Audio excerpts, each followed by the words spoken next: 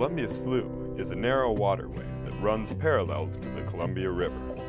It's about 19 miles long and divided into three parts: the upper, middle, and lower slough. It passes by golf courses, nature parks, homes, and business and commercial development as it flows.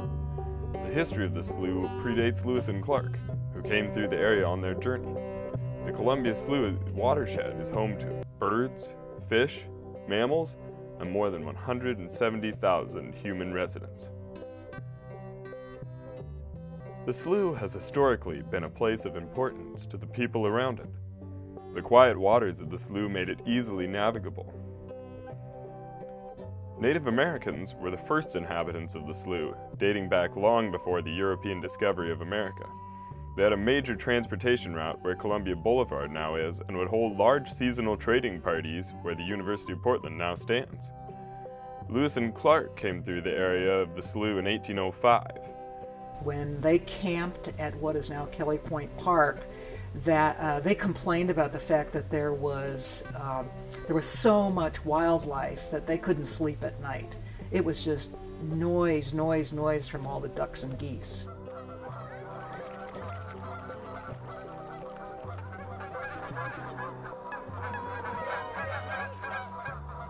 At the end of the 19th century and into the 20th, many immigrants came to Portland as part of a mass migration to the American West.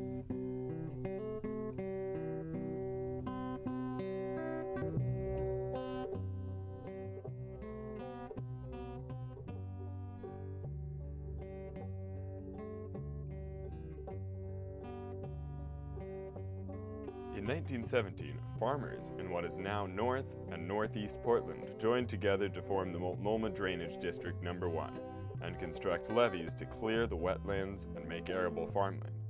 The levees are important because they completely change the hydrology of the slough.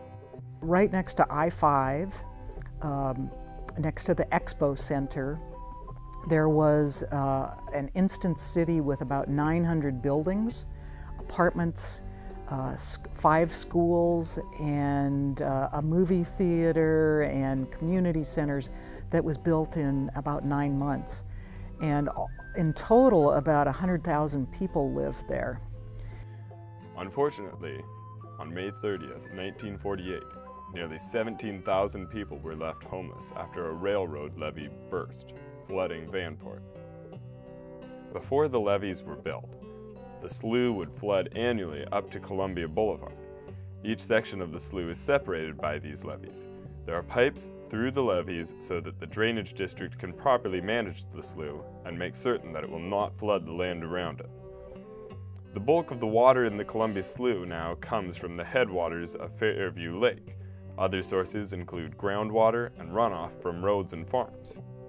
Even before the Vanport flood and the construction of the levees, the Columbia Slough faced pollution.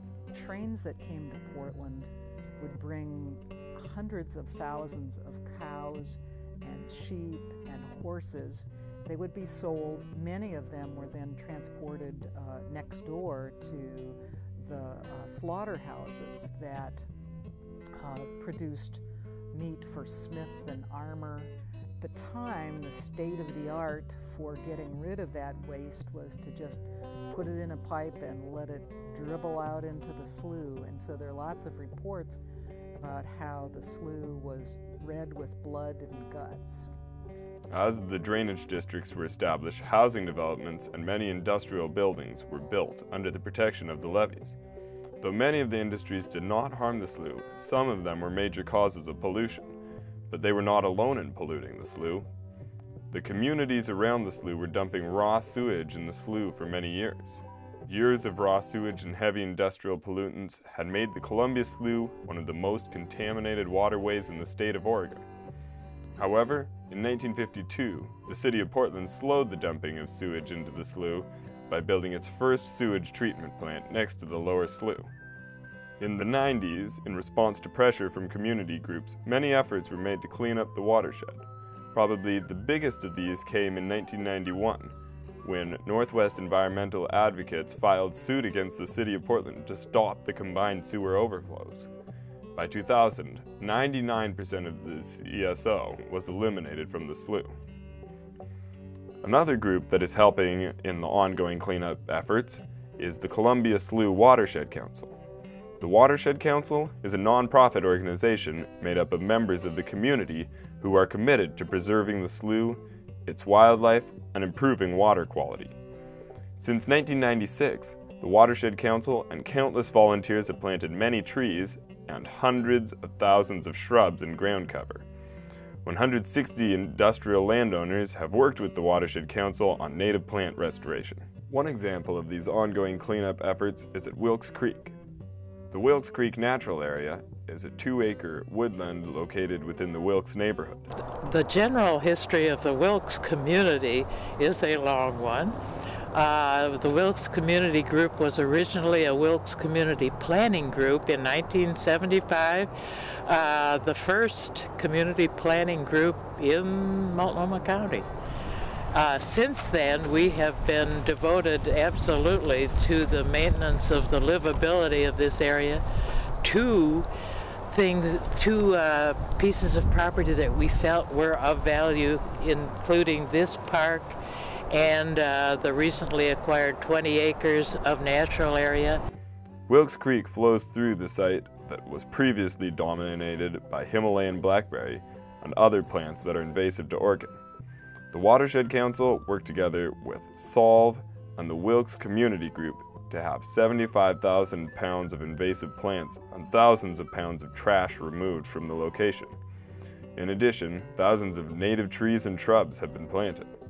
Along with the plantings and cleanups in the Watershed Council offers many other opportunities to learn about and enjoy the beautiful Columbia Slough. The Watershed Council is working to inform many industries along the slough of the value of their natural surroundings and resources. The Watershed Council feels that it's important for the public to be able to connect with this beautiful waterway in our city. There are bike trails, canoeing, hiking, and other recreational opportunities along the slough, as well as many scenic spots to be enjoyed. The Columbia Slough Watershed Council offers many events to the community, such as Explorando el Columbia Slough. It's our bilingual nature festival, and so everything that we do is offered in both Spanish and in English, which can definitely be a challenge to organize. But we offer canoeing trips, we have a rock climbing wall, we have the education birds from Audubon, we have a number of community organizations who have resources for the Latino community. We have Latino performers, Ballet Folklorico Sol Azteca and Danza Azteca, and some Latino music at this festival. And it's a great afternoon in June, and we usually have around 500 people come out and learn about the slough and learn about the Watershed Council at this event. Aquifer Adventure is our pirate-themed groundwater treasure hunt, which is really cool. We have regatta, where hundreds of boats come out. People bring their boats and paddle the slough. And the watershed itself extends from Kelly Point Park to Fairview Creek, Alameda Ridge North. So it's a geographically based area. So we go all the way out from the Expo Center to Gresham. So it's a great diversity of people and places. The Columbia Slough has been making memories for generations. It is necessary to keep this important part of our history alive and healthy. With a little work, it can continue to be an important and beautiful piece of wildlife in our city for generations to come.